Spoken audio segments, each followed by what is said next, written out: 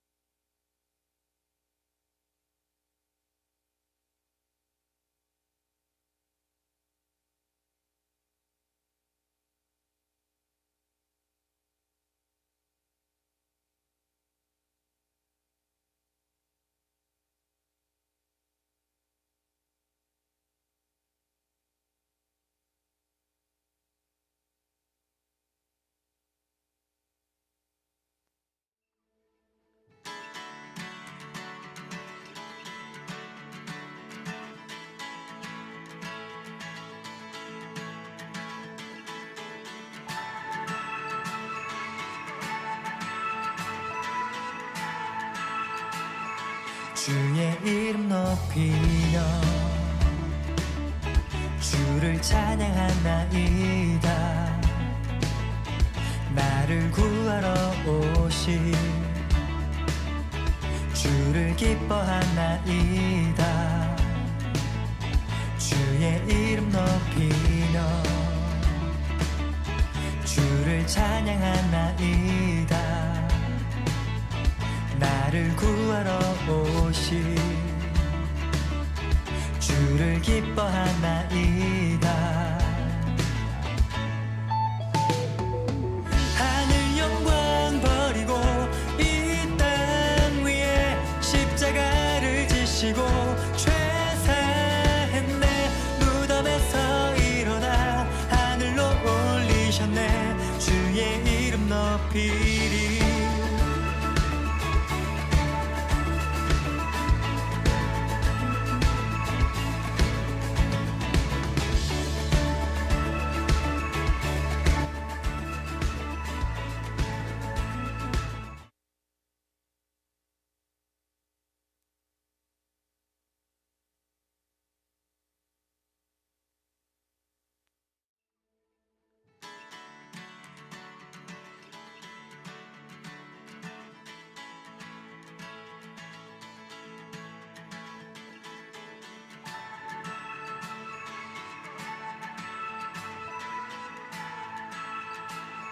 주의 이름 높이며 주를 찬양하나이다. 나를 구하러 오신 주를 기뻐하나이다. 주의 이름 높이며 주를 찬양하나이다.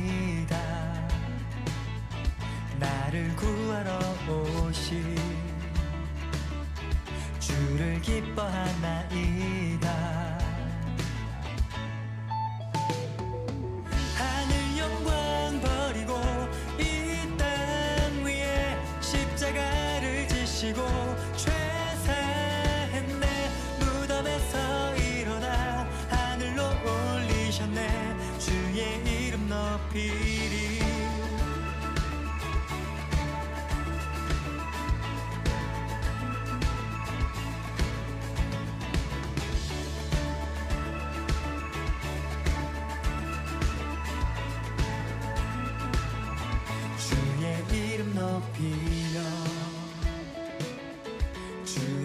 찬양하나이다. 나를 구하러 오신 주를 기뻐하나이다. 주의 이름 높이며 주를 찬양하나이다. 나를 구하러 오신 주를 기뻐하나이다. 하늘 영광 버리고 이 땅 위에 십자가를 지시고 죄사했네. 무덤에서 일어나 하늘로 올리셨네. 주의 이름 높이리. 하늘 영광 버리고 이 땅 위에 십자가를 지시고 죄사했네. 무덤에서 일어나 하늘로 올리셨네. 주의 이름 높이리. 주님을 찬양해 높으신 그 이름. 주님을 찬양해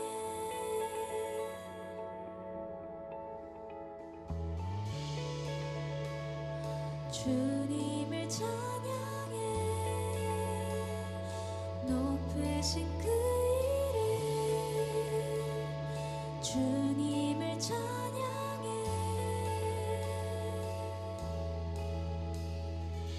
하늘 영광 버리고 이 땅 위에 십자가를 지시고 죄사했네. 무덤에서 일어나 하늘로 올리셨네. 주의 이름 높이리. 하늘 영광 버리고 이 땅 위에 십자가를 지시고 죄사했네. 무덤에서 일어나 하늘로 올리셨네. 주의 이름 높이리.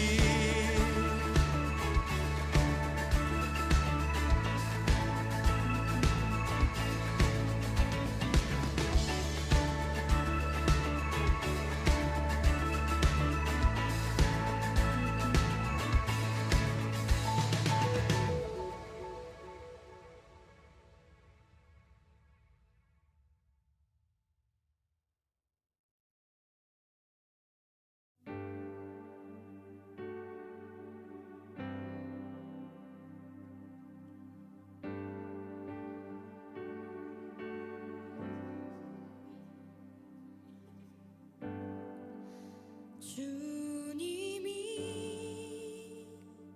부르신 곳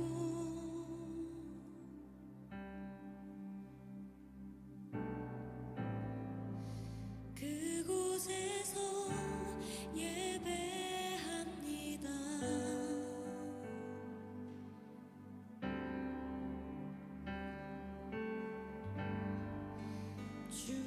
주님이 이끄신 곳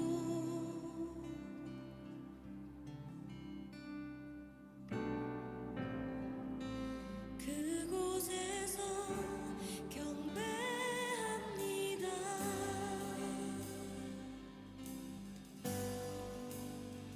주님이 기뻐하시는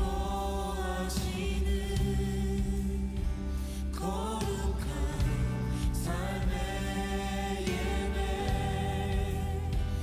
온전한 예배 드리기 원하네.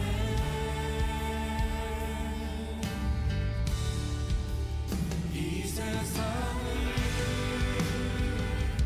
본받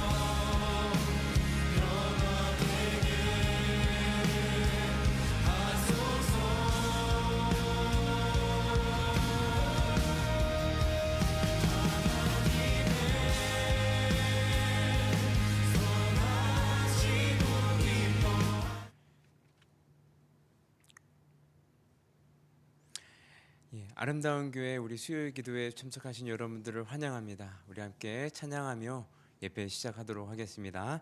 나의 반석이신 하나님 함께 찬양하겠습니다.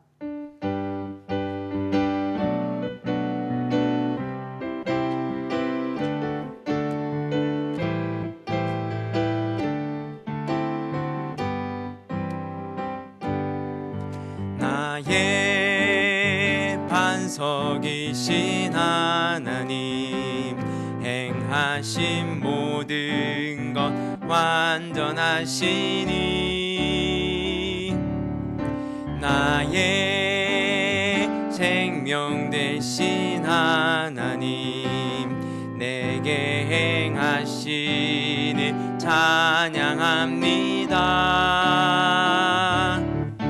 신실하신 하나님 실수가 없으신 좋으신 나의 주 신실하신 하나님 실수가 없으신 좋으신 나의 주 나의 반석이신 나의 반석이신 하나님 행하신 모든 것 완전하시니 나의 생명 대신 나의 생명 대신 하나님 내게 행하시니 찬양합니다. 신실하신 하나님 신실하신 하나님 실수가 없으신 좋으신 나의 주 신실하신 하나님 실수가 없으신 좋으신 나의 주 나의 반석이신 나의 반석이신 하나님 행하신 모든 것 완전하시니 나의 생명 되신 나의 생명 되신 하나님 내게 행하시니 찬양합니다. 신실하신 하나님 신실하신 하나님 실수가 없으신 좋으신 나의 주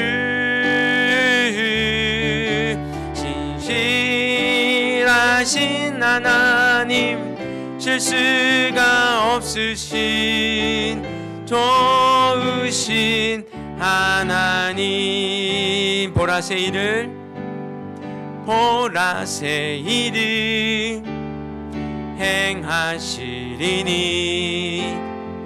이제 곧 나타내리라. 주를 위하여 지으신 백성 주의 찬송 부르게 되리. 보라새 일을 보라새 일을 행하시리니 이제 곧 나타내리라. 주를 위하여 지으신 백성 주의 찬송 부르게 되리. 광야의 물 솟아나리라. 광야의 물 솟아나리라. 사막의 꽃 피어나리. 이전 일들을 너희는 기억지 말며 옛적 일들을 생각지도 말라. 보라새 일을 보라새 일을 행하시리니 이제 곧 나타내리라. 주를 위하여 지으신 백성 주의 찬송 부르게 되리. 광야의 물 솟아나리라. 사막에 꽃 피어나리.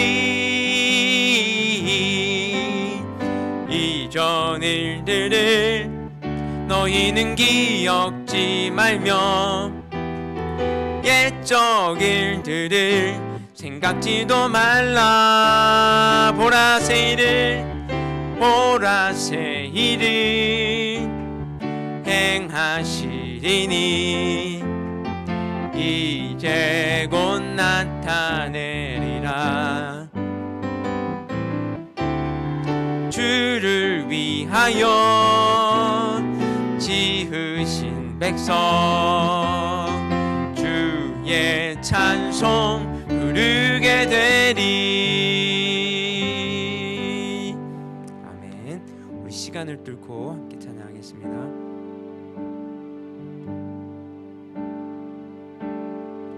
당신은 시간을 뚫고 이 땅 가운데 오셨네.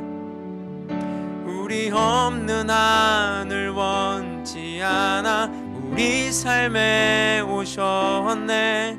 자신의 편안 버리고 우리에게 평안 주셨네. 가장 낮은 자의 모습으로 우리 삶에 오셨네.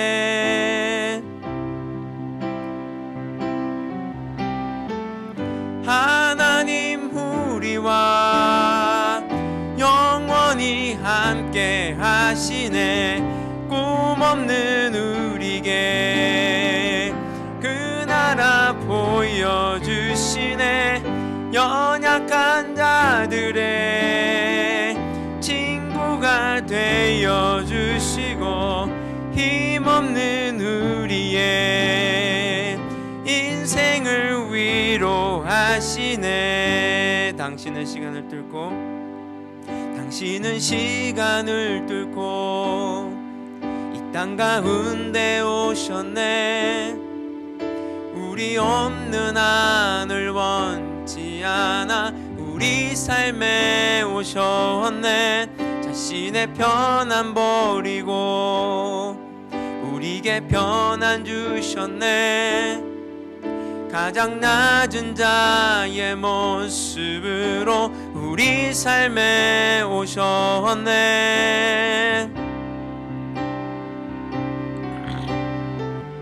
하나님 우리와 영원히 함께 하시네. 꿈없는 우리에게 그 나라 보여주시네. 연약한 자들의 친구가 되어주시고 힘없는 우리의 인생을 위로하시. 하나님 우리와 영원히 함께 하시네. 꿈없는 우리에게 그 나라 보여주시네. 연약한 자들의 친구가 되어주시고 힘없는 우리의 인생을 위로. 하나님 우리와 영원히 함께 하시네. 꿈없는 우리에게 그 나라 보여주시네. 연약한 자들의 친구가 되어주시고 힘없는 우리의 인생을 위로. 하나님 우리와 영원히 함께 하시네. 꿈없는 우리에게 그 나라 보여주시네. 연약한 자들의 친구가 되어주시고 힘없는 우리의 인생을 위로하시네. 크고 놀라운 사랑, 크고 놀라운 사랑. 하늘 보자 버리신 주, 그는 실로 왕이셨지만 영광 버리고 이 땅에 오셨네. 자기 몸을 비워 종의 모습을 갖추시고 십자가에 달리시어 우리에게 구원을 주셨네.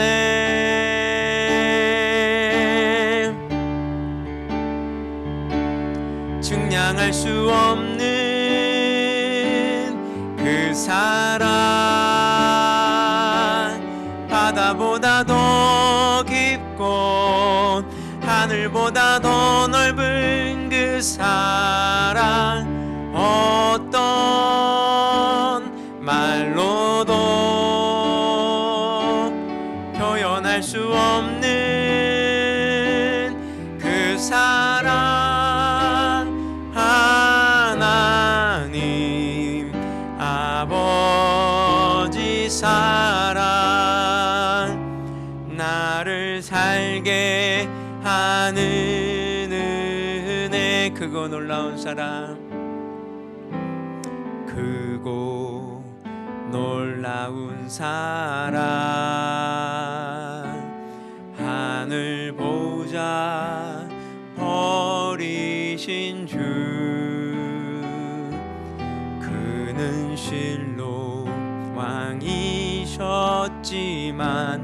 영광 버리고 이 땅에 오셨네. 자기 몸을 비워 종의 모습을 갖추시고 십자가에 달리시어 우리에게 구원을 주셨네.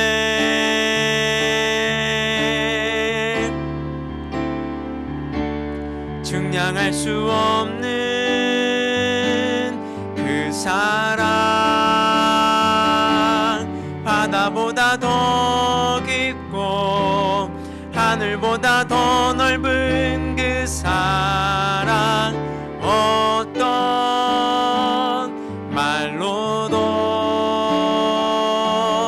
표현할 수 없는 그 사랑. 하나님 아버지 사랑, 나를 살게 하는 은혜. 무엇으로도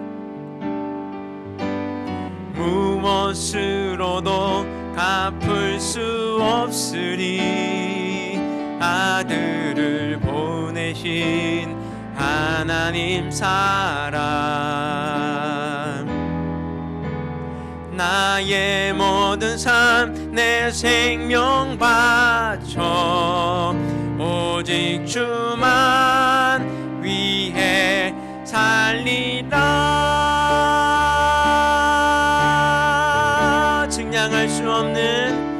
증량할 수 없는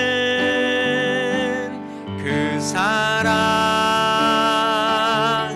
바다보다 더 깊고 하늘보다 더 넓은 그 사랑 어떤 말로도 표현할 수 없는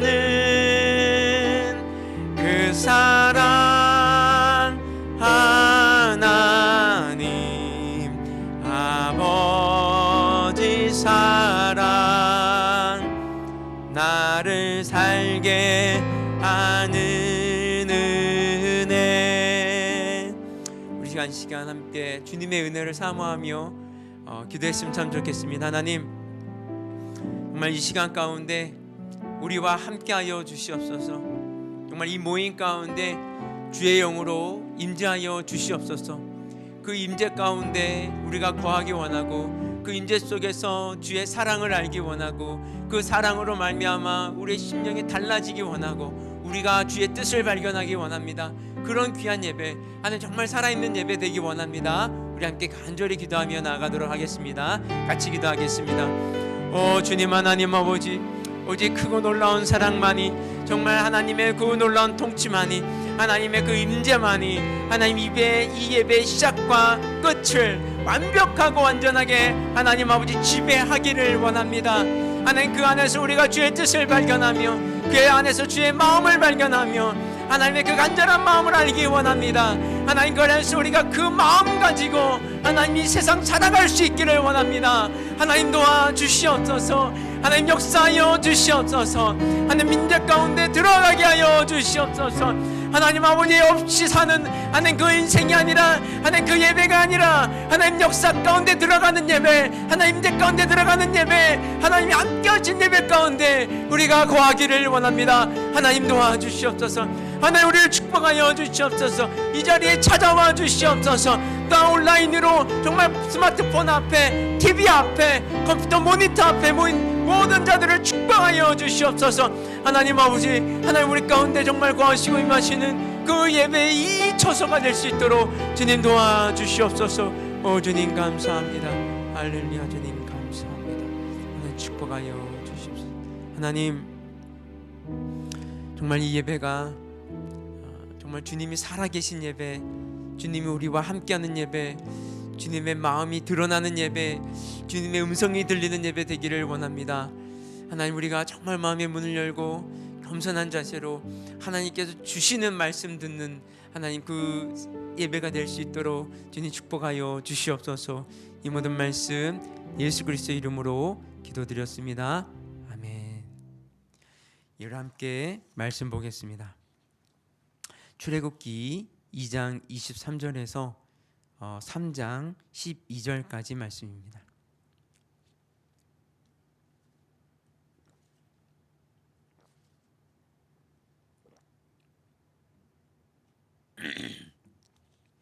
출애굽기 2장 23절에서 3장 12절까지 우리 같이 한 목소리로 함께 읽겠습니다. 시작. 여러 해 후에 애굽 왕은 죽었고 이스라엘 자손은 고된 노동으로 말미암아 탄식하며 부르짖으니 그 고된 노동으로 말미암아 부르짖는 소리가 하나님께 상달된지라. 하나님이 그들의 고통 소리를 들으시고 하나님이 아브라함과 이삭과 야곱에게 세운 그 언약을 기억하사 하나님이 이스라엘 자손을 돌보셨고 하나님이 그들을 기억하셨더라. 모세가 그의 장인 미디안 제사장 이드로의 양떼를 치더니 그때를 광야 서쪽으로 인도하여 하나님의 산 호렙에 이르매 여호와의 사자가 떨기나무 가운데로부터 나오는 불꽃 안에서 그에게 나타나시니라. 그가 보니 떨기나무에 불이 붙었으나 그 떨기나무가 사라지지 아니하는지라. 이에 모세가 이르되 내가 돌이켜 가서 이 큰 광경을 보리라. 떨기나무가 어찌하여 타지 아니하는고 하니 그때에 여호와께서 그가 보려고 돌이켜 오는 것을 보신지라. 하나님이 떨기나무 가운데서 그를 불러 이르시되 모세야 모세야 하시매 그가 이르되 내가 여기 있나이다. 하나님이 이르시되 이리로 가까이 오지 말라. 내가 선 곳은 거룩한 땅이니 내 발에서 신을 벗으라. 또 이르시되 나는 내 조상의 하나님이니 아브라함의 하나님 이삭의 하나님 야곱의 하나님이니라. 모세가 하나님 배우기를 두려워하여 얼굴을 가리매 여호와께서 이르시되 내가 애굽에 있는 내 백성의 고통을 분명히 보고 그들이 그들의 감독자로 말미암아 부르짖음을 듣고 그 근심을 알고 내가 내려가서 그들을 애굽인의 손에서 건져내고 그들을 그 땅에서 인도하여 아름답고 광대한 땅, 젖과 꿀이 흐르는 땅, 곧 가나안 족속, 헷 족속, 아모리 족속, 브리스 족속, 히위 족속, 여부스 족속의 지방에 데려가라 하노라.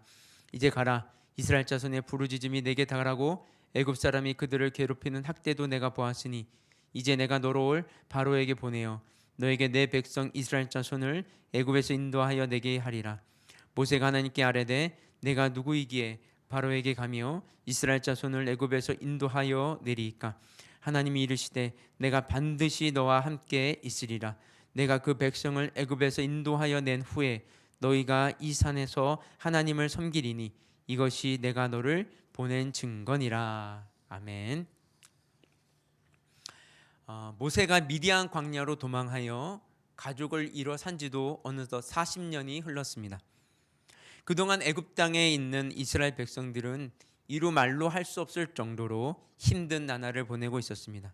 그래서 23절을 보시면요, 이스라엘 자손은 고된 노동으로 말미암아 탄식하며 부르짖으니라고 되어 있습니다. 그들의 그러한 고된 삶은 조금도 나아지지 않았습니다. 그래서 그들의 고통스러운 탄식과 부르짖음은 하늘에 이르게 됩니다. 이것이 바로 하나님이 모세를 부르시는 배경이 됩니다. 드디어 때가 된 것입니다. 그래서 먼저 3장 1절부터 보시면요, 모세가 그의 장인 이드로의 양떼를 치고 있습니다. 지난 40년 동안 장인 이드로 밑에서 일해 왔는데 자신의 양을 치고 있는 것이 아니라 아직도 장인의 양을 치고 있습니다. 세상적으로 보면 초라한 인생, 실패한 인생을 살고 있다고도 말할 수 있습니다. 바로 이때 모세가 평상시 보지 못했던 기이한 장면을 목격합니다. 2절을 보시면요, 여호와의 사자가 떨기나무 가운데로부터 나오는 불꽃 안에서 그에게 나타나시니라. 그가 보니 떨기나무에 불이 붙었으나 그 떨기나무가 사라지지 아니하는지라. 떨기나무는 광야라고 하면 어디서나 볼 수 있는 흔한 잡목입니다. 흔하기 때문에 사람들은 떨기나무를 주목하지 않습니다. 그런데 그 떨기나무에 불이 붙어 있는데 나무가 점점 타서 없어지지를 않습니다. 불길도 사그라들지 않습니다. 그래서 모세가 어떻게 합니까? 3절을 보면 이에 모세가 이르되 내가 돌이켜 가서 이 큰 광경을 보리라. 떨기나무가 어찌하여 타지 않은고 하니 그때에. 떨기나무가 분명히 불에 타고 있는데 왜 사라지지 않지? 하며 가까이 다가가고자 합니다. 그렇다면 여러분, 하나님은 왜 모세를 부르실 때 불붙은 떨기나무를 사용하셨는가? 물론 이것은 그냥 하나님이 모세를 부르시기 위한 기이한 방편 중에 하나였다라고 볼 수도 있습니다. 하지만 대부분의 성경학자들은 그렇게 단순하게 해석하지 않습니다. 아더 핑크라는 성경학자는 여기서 떨기나무는 모세 자신을 상징한다라고 해석합니다. 왜냐하면 지금 이 시점의 모세의 모습이 광야라면 어디서나 볼 수 있는 그런 초라한 잡목과 같기 때문입니다. 과거의 그는, 즉 40년 전의 그는 그렇지 않았습니다. 공주의 아들로서 최고의 교육을 받았습니다. 그가 누릴 그런 쾌락과 물질은 정말 끝이 한이 없었습니다. 하지만 이스라엘 백성들을 돌아보기로 했을 때, 그래서 그 쾌락과 물질을 포기했을 때 그에게 주어진 것이 무엇이었습니까? 자기의 양떼 하나 없는 초라한 신세, 마치 잡목과 같은 그런 떨기나무 같은 인생을 살고 있다는 것입니다. 그런데 이 떨기나무에 어떤 일이 일어났습니까? 불이 붙어 있습니다. 꺼지지 않는 불입니다. 이것은 너무도 초라한 신세가 되어버린 모세에게 하나님의 생명과 능력이 임하게 될 것이라는 암시인 것입니다. 이제는 왕자가 아닙니다. 공주의 아들이 아닙니다. 평범한 사람입니다. 심지어 초라하기까지 합니다. 근데 하나님이 그의 인생 가운데 임하시면 꺼지지 않는 불이 됩니다. 세상을 요동케 하는 기이한 역사의 한 페이지를 써내려가는 것입니다. 여러분, 여기에서 하나님이 우리를 부르시기 전에, 하나님께서 우리에게 어떤 일을 맡기시기 전에 한 가지 확인하는 것이 있다는 것입니다. 그것이 무엇입니까? 그것은 자신에 대한 정직한 발견입니다. 하나님 안에서의 자기 인식을 말하는 것입니다. 여러분, 솔직히 우리는 떨기나무와 같은 존재들입니다. 초라하기 그지없습니다. 근데 여기에 불이 붙으면, 하나님의 불이 붙으면 어떻게 된다는 것입니까? 하나님의 도구로서, 하나님의 영광을 드러내는 존재로서 하나님 나라의 역사의 한 페이지를 장식할 수 있는 사람들이기도 하다는 것입니다. 여러분, 사실 우리는 하나님이 없으면 아무것도 아닌 존재들입니다. 하나님이 없으면 우리는 무기력한 존재들입니다. 하나님이 없으면 죄 때문에 미래가 없는 존재들입니다. 그런데 여기에 하나님의 불이 붙으면 어떻게 된다는 것입니까? 우리의 인생이 하나님의 역사가 되는 놀라운 기적이 일어난다는 것입니다. 여러분, 하나님의 불이 붙은 인생은 교만할 수도 없고 쓸데없는 열등감에 빠져 있을 수도 없습니다. 왜냐하면 우리는 비록 초라하지만 하나님께 붙들려 있기 때문에 존귀하게 쓰임받게 되기 때문입니다. 우리 자신은 비록 무능하지만 하나님께 붙들려 있기 때문에 하나님이 주시는 능력의 삶을 살게 되기 때문입니다. 비록 우리는 부족하지만 하나님의 전능하신과 내가 결합될 때 일어날 수 있는 일은 우리의 상상을 초월하는 그런 일임에 분명하기 때문입니다. 영적 한탕주의와 교만함으로 물들어 있던 모세가 광야의 삶을 통해 점점 낮아지고 있습니다. 그리고 급기야는 초라해지기까지 했습니다. 그러나 드디어 하나님과 함께하는 불붙은 떨기나무가 되는 것입니다.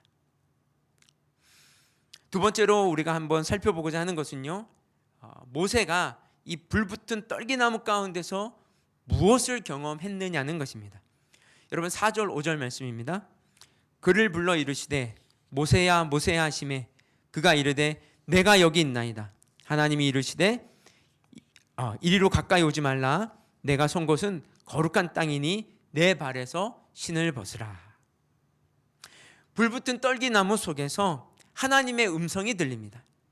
그것은 모세의 이름을 부르는 소리였습니다. 자신의 이름을 부르는 소리를 들은 모세는 대답합니다.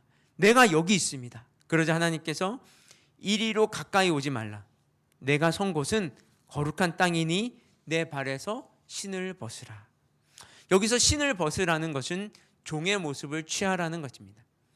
자신이 하나님의 피조물됨을 인식하고 무릎을 꿇으라는 것을 뜻합니다. 그러자 모세가 어떻게 반응합니까? 6절 보십시오. 모세가 하나님 배우기를 두려워하여 얼굴을 가리매. 하나님 배우기를 두려워하면서 어떻게 합니까? 얼굴을 가리고 있습니다. 여러분, 이것이 아주 중요한 두 번째 발견입니다. 첫 번째는 불붙은 떨기나무 속에서 떨기나무인 자기의 자아를 발견했습니다. 초라하기 그지없는 자신의 모습이었습니다. 그리고 두 번째 발견은 하나님을 발견하는 것입니다. 그것은 거룩한 하나님을 대면하는 것을 말합니다. 살아계신 하나님을 경험하는 것을 말합니다. 하나님을 발견하는 것입니다. 하나님 앞에 서는 것입니다. 이것이 바로 하나님의 사람으로 세워지는 데 꼭 필요한 두 가지 중요한 발견입니다. 여러분, 우리가 정말 그리스도인이 되기 위해서도 그렇고요, 그리스도인으로서 하나님의 일을 하기 위해서도 그렇고 가장 필요한 것은 하나님에 대한 제대로 된 인식입니다. 이것이 제대로 되어 있지 않으면 어떻게 됩니까? 우리가 이 하나님의 일을 한다고 할 때, 한다고 하면서도 자기가 주인이 되어서 자기를 과시하기 위한 수단이 되어버립니다. 이것이 바로 하나님을 대면하지 못한 사람들이 하나님의 일을 한다고 열심을 낼 때 일어나는 것들입니다. 여러분, 예수님의 제자 중에 사도 요한은 예수님으로부터 많은 사랑을 받았습니다. 주님의 무릎을 베고 누워있을 정도였습니다. 근데 사도 요한이 기록한 그 요한계시록 1장 17절을 보면 이렇게 이야기합니다. 내가 볼 때에 그의 발 앞에 엎드려져 죽은 자 같이 되매.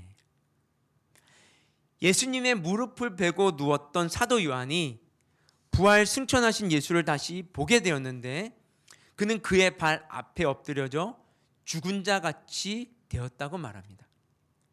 여러분, 이것이 바로 우리가 살아계신 하나님을 경험할 때 일어나야만 하는 제대로 된 반응이라는 것입니다. 여러분, 이제부터 한번 잘 들어보십시오. 여러분, 하나님 나라의 부흥은 바로 여기서부터 시작됩니다. 사도 요한처럼, 또는 불타는 떨기 나무 앞에 선 모세처럼 하나님을 만날 때 시작됩니다. 이것은 구약이나 신약에만 적용되는 것이 아닙니다. 찰스 피니를 통해 하나님께서 부흥의 불길을 일으킬 때도 마찬가지였습니다. 찰스 피니가 마을에 들어가서 설교도 하기 전에 이미 그 마을은 하나님이 만지시는 그 부흥의 분위기에 온전히 사로잡혀 있었습니다. 집회가 시작되기도 전에 마을 사람들은 생업을 중단하고 마을 예배당으로 몰려듭니다. 어떤 때는 마을 전체 인구가 한 사람도 빠지지 않고 예배당에 모이는 일도 허다했습니다. 게다가 찰스 피니가 강단에 서서 말씀을 전하기도 전에 이미 예배당은 회개의 울음바다가 되어버렸습니다. 사람들은 자기의 죄를 직시하면서 울며 통곡하기 시작합니다. 예배를 시작해야 되고 말씀을 전할 시간이 되었는데도 사람들은 멈추지 않습니다. 그래서 진정시켜야만 했습니다. 여러분들, 말씀을 들을 시간입니다. 이제 조용히 침묵하시고 말씀을 들으십시오. 그럼에도 불구하고 이 성도들은 하나님께서 그들에게 보여주시는 죄 때문에 그 마음속에서 터져나오는 그 아픔과 고통을 견디지 못해서 뒹굴며 신음하며 그치지 않는 울음을 참으며 말씀을 들어야만 했습니다. 게다가 이런 집단적인 참된 회개의 역사는 예배당 안에만 국한되는 일이 아니었습니다. 사람들이 길을 가다가도 그 거룩한 부흥의 역사를 경험하면서 집회에 참석하지 않았는데도 길바닥에 무릎을 꿇고 회개의 기도를 합니다. 어떤 사람은 부엌에서 설거지를 하다가 부엌 바닥에 엎드려 통곡하며 회개합니다. 이것이 20세기에 들어와서는 미국으로 옮겨 붙게 됩니다. 여러분, 하나님이 부흥의 역사를 일으키실 때 반드시 거쳐가는 과정은 하나님에 대한 새로운 인식과 자기 자신에 대한 자각의 과정이라는 것입니다. 진정한 부흥은 거룩한 하나님의 임재 앞에 우리를 두렵고 떨림으로 서게 합니다. 그 하나님에 대한 바른 피조물의 자세를 우리가 회복하고 경험하는 그것이 하나님의 부흥의 때 우리에게 주시는 놀라운 은혜며 역사라는 것입니다. 여러분, 한국교회는 이제 쇠퇴기에 접어들었을 뿐만이 아니라 정말 무너져 내리고 있습니다. 최근 여론조사에 의하면, 그것도 우리 교단의 총회에서 실시한 여론조사에 의하면 성도의 98.8%가 한국교회의 개혁이 필요하다고 말하고 있습니다. 어떻게 망해가고 있는지는 너무도 민망하고 부끄럽게 여기서 장황하게 말하고 싶지 않습니다. 그냥 요즘 나오는 기사만 보더라도 한국 개신교가, 한국 기독교가, 한국 교회가 어떻게 무너져 내리고 있는지 적나라하게 보여지기 때문입니다. 한국 교회는 정말 스스로 개혁할 수 없습니다. 스스로 고칠 수도 없습니다. 스스로 회복할 수 없는 지경에 이르고 말았습니다. 저는 그래서 이 한국 교회를 바라볼 때 하나님이 일으키시는 부흥 외에는 다른 방법이 없다는 생각을 계속하게 됩니다. 여러분, 부흥이라는 것은 세상적 축복이나 성공이나 우리의 삶이 풀리는 것이 아닙니다. 하나님의 하나님 되심 앞에 피조물 된 우리가 두렵고 떨림으로 엎드리는 것이 바로 하나님이 일으키시는 부흥입니다. 그런데 대부분 우리는 어떻게 생각합니까? 방역 조치를 제대로 하지도 않았는데 거기서 확진자가 나오지 않는다고 하나님이 은혜 주셨다, 축복하셨다 간증합니다. 자랑합니다. 여러분, 과연 그것을 하나님이 축복하셨다, 은혜 주셨다, 하나님이 일으키시는 은혜다, 축복이다 말할 수 있을까요? 여러분, 우리가 이 세상을 살아갈 때 하나님이 주시는 축복이 있습니다. 세상적인 축복을 말합니다. 은혜가 있습니다. 하지만 이것은요, 하나님과 우리의 관계에 있어서 너무도 부수적이고 부차적인 내용들입니다. 더 본질적이고 정말 더 위대하고 더 영광스러운 하나님이 일으키시는 부흥이 있다는 것입니다. 여러분, 우리가 진정 사모할 만한, 꿈꿔볼 만한 것이 바로 이것입니다. 모세처럼, 사도 요한처럼, 찰스 피니처럼 하나님을 제대로 만나 하나님을 인식하고 그 속에서 자기 자신의 제됨을 발견하고 그 앞에 엎드려 하나님의 부흥을 이끌어가는 것입니다. 저는 이 꿈을 꿉니다. 저는 이 소망을 가지고 있습니다. 저는 하나님의 부흥이 정말 속히 오기를 기도하고 있습니다.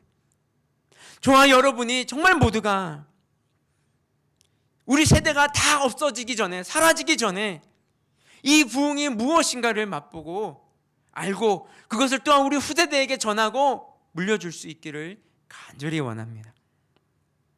이렇게 모세는 불붙은 떨기나무에서 자신을 발견하고 하나님을 발견합니다. 자신을 발견했다는 것은 초라하고 비천해진 자신의 정직한 모습을 발견했다는 것이고, 하나님을 발견했다는 것은 참으로 거룩하시는 하나님을 직면했다는 것을 뜻합니다. 이렇게 자신을 인식하고 거룩한 하나님을 대면한 모세에게 이제 하나님은 당신의 뜻을 전달하십니다. 여러분, 소명이라는 것은요, 하나님의 마음이 우리에게 전염되는 것을 말합니다. 그래서 느헤미야도 어떻습니까? 예루살렘 성이 회파되고 이스라엘 백성들이 능욕당한다는 소식을 들었을 때 예루살렘 성에 대한 하나님의 마음과 이스라엘 백성들을 향하신 하나님의 마음이 느헤미야에게 전달됩니다. 그때부터 예루살렘의 회복이라는 소명을 느헤미야는 가지게 됩니다. 마찬가지로 하나님은 자신의 마음, 당신의 마음을 모세에게 전달해 주십니다. 그 내용이 6절부터 10절까지 쭉 기록되어 있는데요, 6절 보시면요, 먼저 하나님은 자신을 모세에게 이렇게 소개합니다. 나는 내 조상의 하나님이 아브라함의 하나님, 이삭의 하나님, 야곱의 하나님이니라. 이것은 언약을 지키시는 하나님이라는 말씀입니다. 그리고 나서 7절에 보면 여호와께서 이르시되 내가 애굽에 있는 내 백성의 고통을 분명히 보고 그들이 그들의 감독자로 말미암아 부르짖음을 듣고 그 근심을 알고. 하나님이요, 내 백성의 고통을 분명히 봤습니다. 하나님이 내 백성의 부르짖음을 들었습니다. 그리고 하나님이 내 백성의 근심을 알았습니다. 이제 하나님이 이스라엘 백성들의 상황을 보고 듣고 알고 계십니다. 이 말을 우리가 잘못 이해하면 그럼 이전에는 하나님이 보지도 않았고 듣지도 않았고 알지도 못했다는 말인가? 라고 오해할 수 있는데 그런 뜻이 아닙니다. 하나님은 이전에도 이스라엘 백성들의 상황과 문제를 알고 계셨습니다. 그러므로 여기서 말하는 보고 듣고 알았다라는 이 말은 단순히 정보의 습득을 의미하는 정도가 아니라 이 문제에 개입하시기 위해서 그 상황 속으로 들어왔다라는 의미입니다. 즉 구체적인 행동을 취하기 시작하셨다라는 의미인 것이죠. 그 시작, 그 구체적인 행동의 시작과 함께 이제 놀라운 변화가 시작됩니다. 그것이 무엇입니까? 잘 보시면요, 문장의 주어가 바뀌기 시작합니다. 7절에 여호와께서 이르시되 내가, 8절에 내가 내려가서, 9절에 보면요, 이제 가라 이스라엘 자손의 부르짖음이 내게 달하고 애굽 사람이 그를 괴롭히는 학대도 내가 보았으니. 10절에 이제 내가 너를 바로에게 보내요. 12절에 하나님이 이르시되 내가 반드시 너와 함께 있으리라. 어떻습니까? 모든 문장의 주어가 내가, 즉 하나님으로 바뀌었습니다. 여러분, 이전까지만 해도, 오늘 본문 이전까지만 해도 하나님이란 단어는요 등장하지도 않았습니다. 딱 한 번 등장하긴 하는데 굉장히 간접적으로 등장합니다. 근데 이제부터는 무엇입니까? 하나님이 직접 이 역사의 주도권을 잡겠다는 것입니다. 그래서 내가라고 말씀하시는 것입니다. 여러분들, 자기를 발견하고 하나님을 발견한 모세에게 하나님께서 자신의 마음을 전달하셨습니다. 즉 하나님은 모세에게 소명을 주셨습니다. 근데 잘 보십시오. 그 소명에다가 불을 붙이시는 이가 누구라는 것입니까? 바로 내가 하나님이라는 것입니다. 보통 사람들이 소명이라고 하고 비전이라고 할 때 자신이 그 소명의 주인이 되고 자신이 그 소명의 주체가 될 때가 많이 있습니다. 그래서 자기의 열심과 자기의 열정으로 막 밀어붙입니다. 그러다가 내 안에 동력이 사라지면 그냥 사라지고 없어지고 말아버립니다. 여러분, 개인도 그렇고 공동체도 그렇고 우리가 하나님보다 더 앞서서, 그것이 하나님께서 주신 비전이고 소명이거나 할지라도 하나님보다 더 앞서서 자신의 열심과 열정으로 하나님 나라의 일을 행하는 것은요, 굉장히 위험할 수 있습니다. 오히려 하나님이 주시는 비전은 시간이 가면 갈수록 뜨거워집니다. 도저히 막을 수가 없습니다. 심지어는 내 기질을 이겨내고 내 한계를 뛰어넘게 됩니다. 이런 것이 바로 하나님이 우리에게 주시는 소명입니다. 그렇게 하나님은 모세에게 하나님의 마음을 전달하면서 그에게 소명을 주십니다. 그런데 모세가 어떻게 반응하는지 보십시오. 11절 보시면요, 모세가 하나님께 아뢰되 내가 누구이기에 바로에게 가며 이스라엘 자손을 애굽에서 인도하여 내리이까. 내가 누구이기에. 모세는 하나님께서 주시는 그 소명을 사양하고 회피합니다.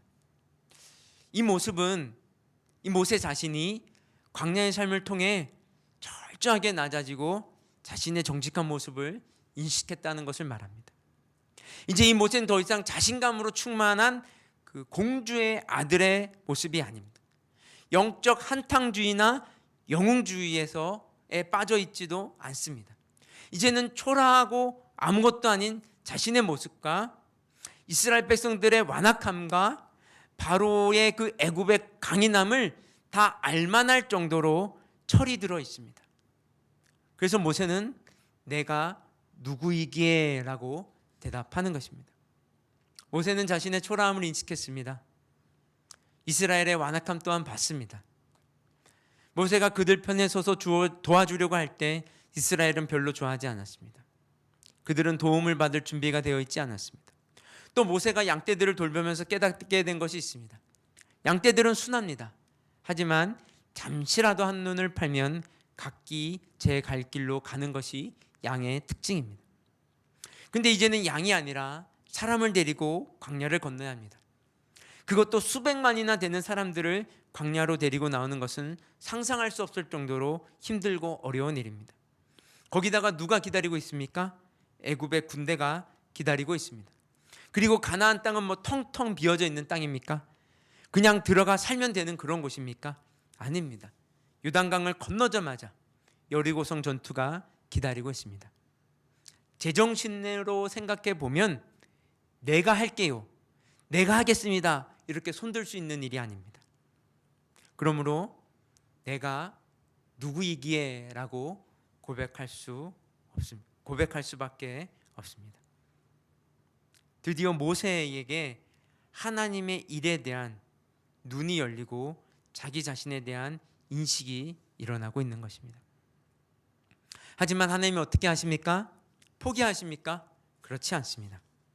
내가 하면서 모세를 인격적으로 설득해 가십니다. 여러분, 하나님이 우리를 그분의 소명으로 인도해 가실 때는 은혜 주시고 설명해 주시고 또 은혜 주시고 설득해 가시면서 나의 기질을 뛰어넘게 하시고 나의 두려움을 극복하게 하시고 나의 성격을 또한 뛰어넘게 하십니다. 그러면서 더 견고하게 해주시고 더 단단해지는 것이죠. 하나님 그렇게 우리를 소명 속으로 점점 이끌어 가십니다. 그래서 하나님의 소명에 붙들린 사람은 시간이 가면 갈수록 그 소명에 사로잡히게 됩니다. 20대 때보다 30대, 30대 때보다 40대, 40대 때보다 50대, 점점 그 소명은 분명해지고 명확해지면서 그 소명을 향한 마음이 뜨거워집니다. 그래서 날이 가면 갈수록 그 소명에 대한 소망과 기대가 점점 커져갑니다. 그리고 그것을 주위 사람들에게 전달하고 전염시킵니다. 그 과정을 통해 소명의 공유가 일어납니다. 그 공유의 과정을 통해 사람들은 하나의 목소리, 하나의 꿈, 하나의 비전을 소유하게 됩니다. 이 과정은 너무도 놀라운 일이며 하나님이 일으키시는 부흥의 때에 일어나는 놀라운 역사입니다. 그러면서 이제 하나님의 구체적인 계획이 8절에 나옵니다. 8절을 보시면요, 내가 내려가서 그들을 애굽인의 손에서 건져내고 그들을 그 땅에서 인도하여 아름답고 광대한 땅, 젖과 꿀이 흐르는 땅, 곧 가나안 족속, 헷 족속, 아모리 족속, 브리즈 족속, 히비 족속, 여부스 족속의 지방에 데려가러 하노라. 하나님이 어떻게 하시겠다는 것입니까? 이제 내려오시겠다는 것입니다. 어디로 내려오시겠다는 것입니까? 고통받는 이스라엘 가운데로 내려오시겠다는 것입니다. 그럼 내려오셔서 어떤 일을 하시겠다는 것입니까? 건져내고 인도하고 데리고 갈 것입니다. 이것이 하나님께서 내려오셔서 행하실 일들입니다. 내가 직접 내려가서 너희들을 건져내겠고 인도해내겠고 그리고 데리고 가겠다는 것입니다. 어디서 건져내겠다는 것입니까? 애굽의 종살이에서 건져내겠다는 것입니다. 어디로 인도합니까? 광야의 여정을 인도하겠다는 것입니다. 어디로 데려갑니까? 가나안 땅으로 데려갔습니다. 이런 하나님 구원의 이 전 영역을 누가 주도하시겠다는 것입니까? 하나님이 내려와서 직접 주도하겠다는 것입니다. 여러분, 이것이 하나님이 우리에게 소명을 주실 때 일어나는 일과 약속과 은혜라는 것입니다. 하나님이 우리에게 소명을 주시고 동시에 그분이 이 땅에 오셔서 우리를 건져주시고 인도하시고 데리고 가실 때 어떤 일이 일어날까요? 오늘 본문 7절과 8절을 보면 그 7절과 8절을 비교 대조해 보면 어떤 일이 일어난지 확인할 수 있습니다. 7절에 나타난 이스라엘 백성의 상태는 어떻습니까? 고통과 부르짖음과 근심 가운데 있습니다. 근데 8절에 이들은 어디에 있습니까? 아름답고 광대하고 젖과 꿀이 흐르는 땅에 있습니다. 지금 너희들은 부르짖음과 고통과 탄식 가운데 근심하고 있는데 그러한 너희들을 건져내고 인도하여 데리고 가겠다는 것입니다. 어디로요? 젖과 꿀이 흐르는 아름답고 광대한 하나님이 직접 예비하신 곳으로 데리고 가겠다는 것입니다. 바로 이것이 하나님이 모세에게 주신 소명의 결론, 마지막 모습이라는 것입니다. 이제 모세에게 소명을 주시고 소명의 결국을 말씀해 주시면서 이렇게 말씀하십니다. 12절 보시면요, 하나님이 이르시되 내가 반드시 너와 함께 있으리라. 내가 그 백성을 애굽에서 인도하여 낸 후에 너희가 이 산에서 하나님을 섬기리니 이것이 내가 너를 보낸 증거니라. 하나님이 두려워하는 모세에게 약속과 약속의 증거를 말씀하십니다. 약속의 내용은 내가 반드시 너와 함께 있으리라. 그 약속의 증거로 이 산에서 애굽 땅에서 나온 이스라엘 백성들이 너와 함께 나에게 예배하게 될 것이다 라는 것입니다. 여러분, 하나님의 소명을 받는 사람은 그 소명에 자신이 부적합하다는 사실과 동시에 하나님이 나와 함께 하실 것이라는 사실을 믿는 자입니다. 나는 할 수 없습니다. 내가 감당할 만한 일이 아닙니다. 하지만 이 역사의 주체는 하나님이시고 그 하나님이 나와 함께 하신다고 말씀하십니다. 여러분, 이것만 있으면 됩니다. 이것으로 충분한 것입니다. 저는 여러분들이 이 하나님만 딱 바라보고 여러분들의 인생을 살아가기 원합니다. 하나님이 나에게 주신 소명에 귀 기울이고 그 소명은 내가 감당할 수 없는 일이지만 하나님이 함께 하신다 말씀하시기에 하나님과 함께 그 길을 걸어가는 것입니다. 하나님의 동력자로서 말입니다. 여러분, 한번 상상해 보십시오. 내가 하나님과 함께 걸어가고 있는 모습을 말입니다. 그것도 같은 소망과 같은 꿈을 가지고 함께 걸어가는 모습입니다. 여러분, 우리가 인생을 걸어갈 때 그 삶에서 받게 되는, 거두게 되는 그 열매가 어떠하든지, 그것이 얼마나 풍성하든지 또는 얼마나 질이 우수하든지 또는 그렇지 못하든지 상관이 없이 하나님이 우리에게 주신 소명이 있고 내가 그것을 붙들고 있고 또한 하나님과 내가 함께 걸어가고 있다라는 것만 있으면 여러분 그것으로 충분하다는 것을 깨닫고 알아갔으면 좋겠습니다. 그것만으로도 여러분 인생이 성공한 인생이라는 것을 인정하고 여러분 자신을 축복했으면 좋겠습니다. 함께 기도하겠습니다.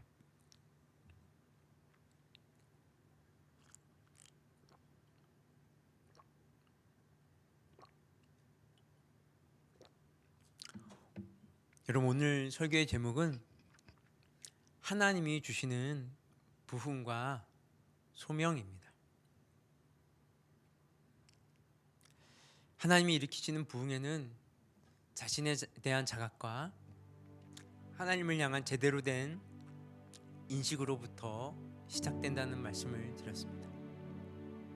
하나님이 주시는 소명은 어떤 자기의 열심과 자기의 열정으로 시작되는 것이 아니라 오히려 그것은 내가 할 수 없는 일임을 인정할 수밖에 없지만 하나님이 나와 함께 하시기를 약속하시고 하나님이 너무도 그것을 원하시고 있기 때문에 어떻게 보면 우리는 어쩔 수 없이 그 길을 가게 되는 것이 바로 하나님이 우리에게 주시는 소명인 것 같습니다.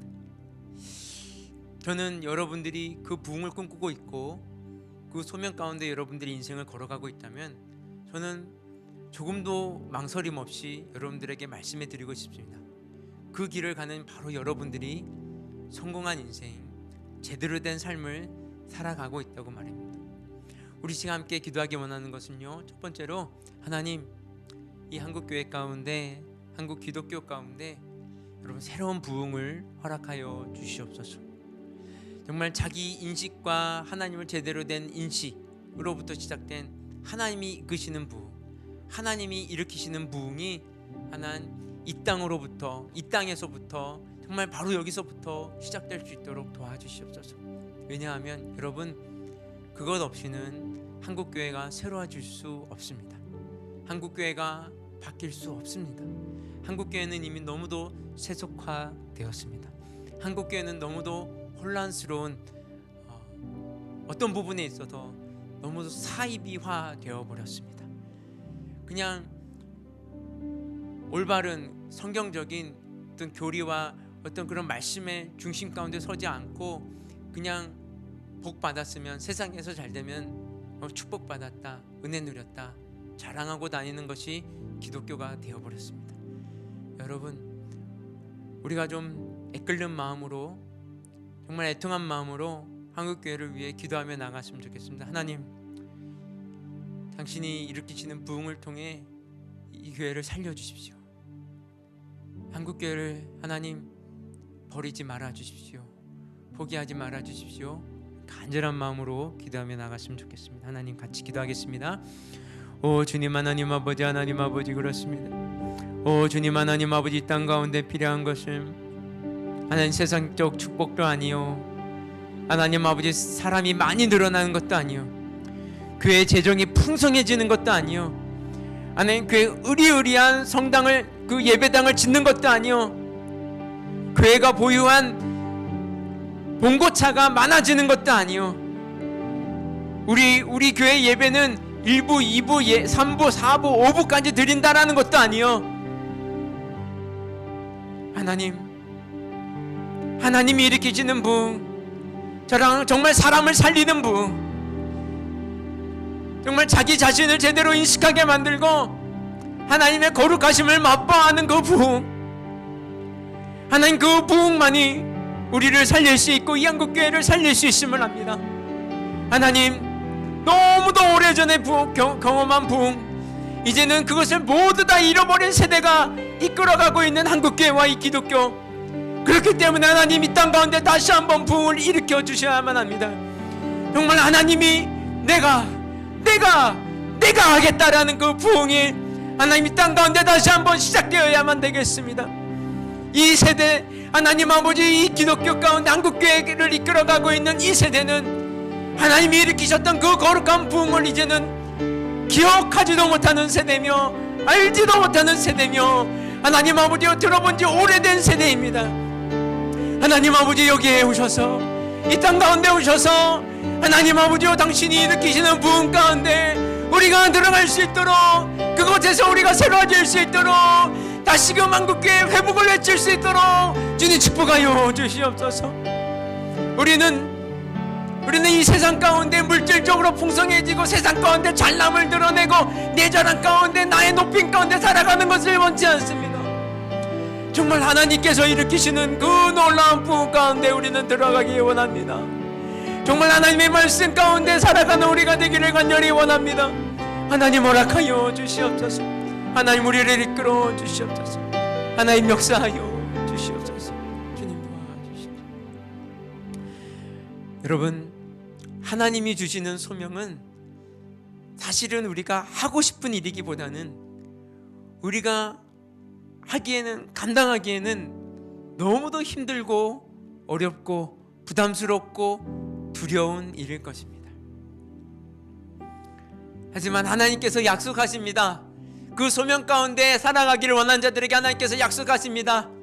내가 내려갈게. 내가 너희들과 함께 한다니까.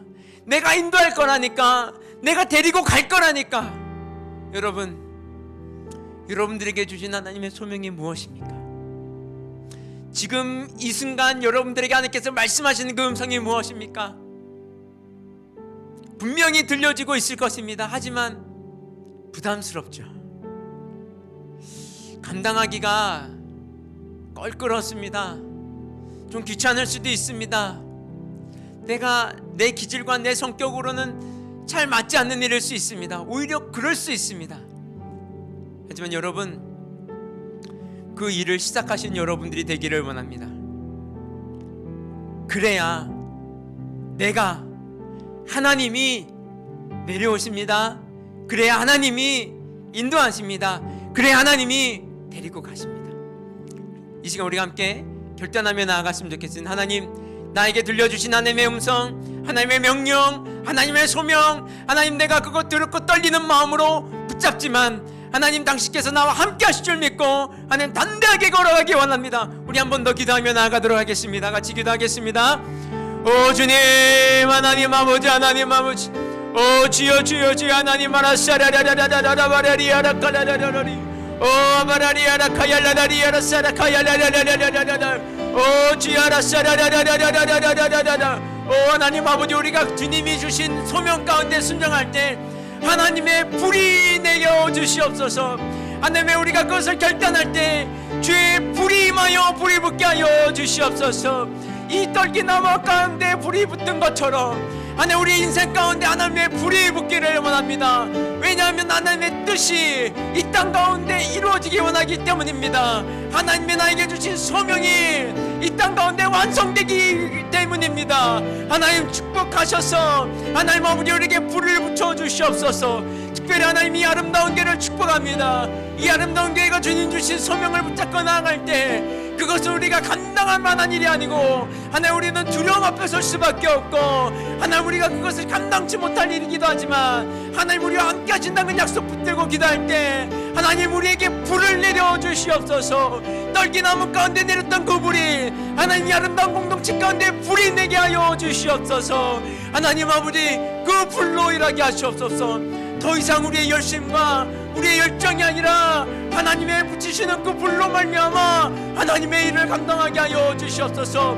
우리의 전략과 우리의 경험과 우리의 지식이 아니라 하나님이 내려주시는 불로 임하여 신하는 불로 하나님 우리가 행하게 하여 주시옵소서. 오 주님 축복하여 주시옵소서. 오 주님 감사합니다. 주님 감사합니다. 당신은 시간을 뚫고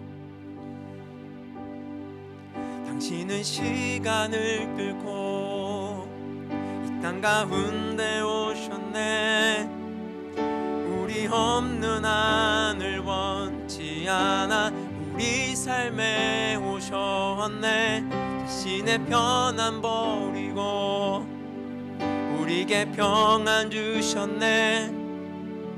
가장 낮은 자의 모습으로 우리 삶에 오셨네.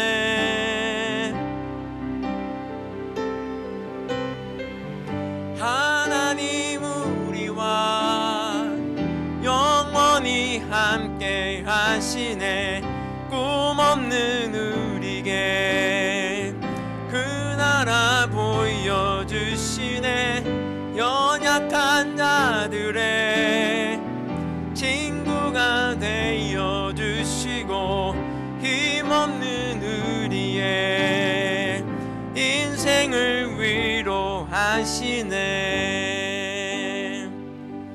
우리 마지막으로 이 나라를 놓고 함께 기도했으면 좋겠습니다.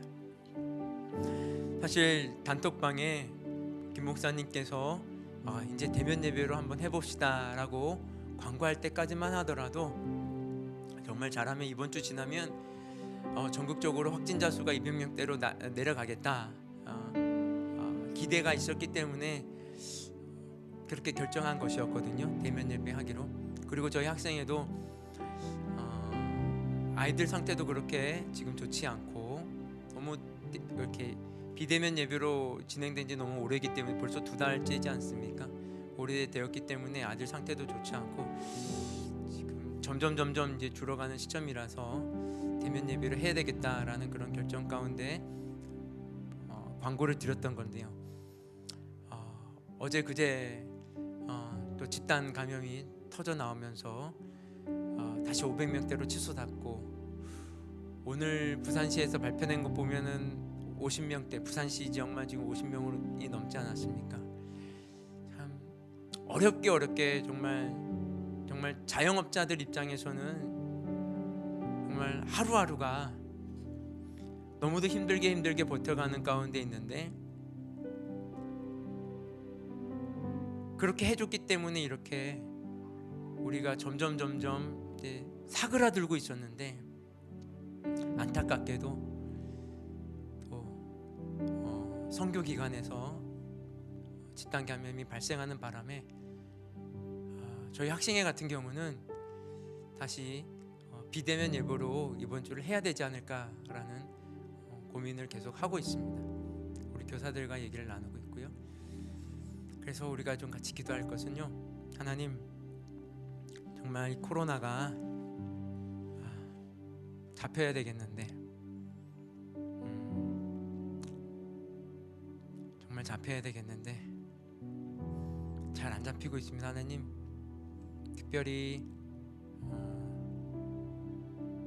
한국 기독교, 한국 교회에 좀 어른들이 좀 나서서 유감 표명도 좀 하고 그리고 개 교단의 총회장들, 교단장들은 좀 각 개 교회에 조심하자, 조심해야 된다라고 좀 어른들이 좀 나서야 될 때라고 생각을 합니다. 근데 전혀 움직임이 없어서 참 어려운데요. 하나님, 그럼에도 불구하고 우리를 불쌍히 여겨주셔서 정말 코로나가 잠잠케 하게 하시고 뿐만이 아니라 한국교회가 이 일에 더 적극적으로 동참할 수 있도록 주님 도와주시옵소서. 마지막으로 기도하고 마치겠습니다. 같이 기도하겠습니다. 오 주님, 하나님 아버지, 하나님 아버지, 하나님이 교회, 하나님 아버지, 하나님 아버지 나라 이노는 줄 축복하여 주시옵소서.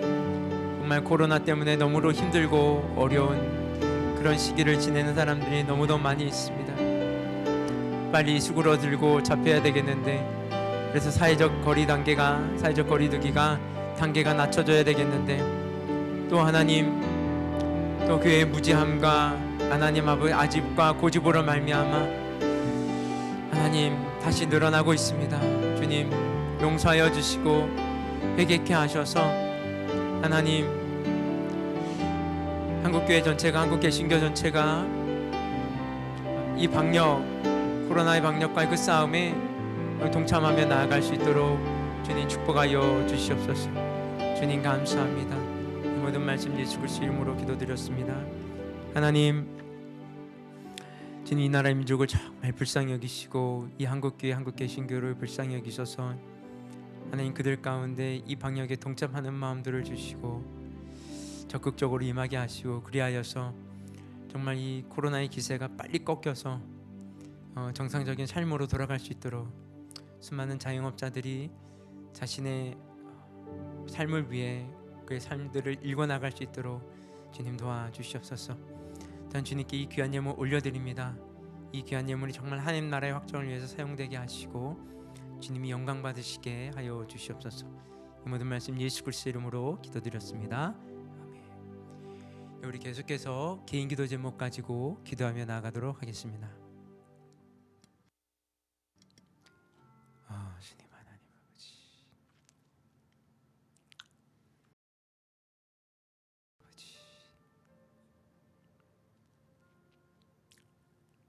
주님 하나님 아버지,